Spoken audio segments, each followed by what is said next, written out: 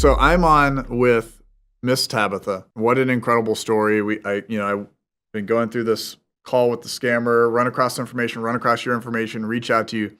What was maybe like the first thing that went in your mind when I actually called you up? Yeah, right after I got scammed, I got your call not long after, and it was like, all right, another scammer, pretending to be something else. I am not going to fall for it. The only saving grace was that my daughter was familiar with you somewhat. Can you explain a little bit kind of how they got you or what they said or what that whole process was and like what you went through to get to that point? My family from Arkansas moved in with me, and it's a family of six. And the teenager uses the office as a bedroom, and he's on the computer. And so I legitimately thought something was wrong with my computer. So that engaged me a lot at that point. He said, well, we're going to refund your money.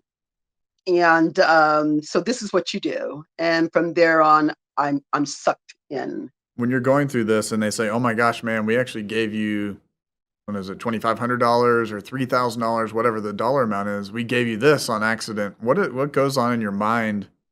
Because you're a well-meaning Yeah. person. You're not trying to do something bad, and they almost make it seem like it's your fault that you did it. I know what I keyed in.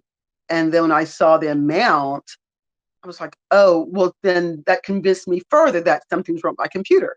Right. And so I was thoroughly convinced it was, it put the extra zero in there. And so all I wanted to do now was make them whole. So they're convincing you, look, I got kids, I got a family, and I got this, and I got bills to pay, and I'm gonna lose my job. The whole, 9 yards about if I lose this amount of money tonight with you, then my life is in, jeopardy. My livelihood is in jeopardy. What would you say are like 3 things that people should look for, listen for, what they see, what they feel on the inside that, "Hey, this is a scam, probably I need to maybe stop doing what I'm doing." I just do is just step back, breathe, and then Right. even if it's legit and you stop the process, you still did yourself a favor. Now you got a chance to process in your own mind, take a breather and step back and say, if it's legit,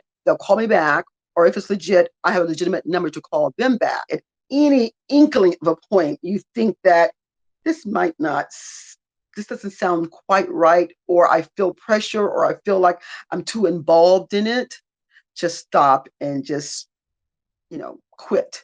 People on the outside looking in said, I would have guessed that right away.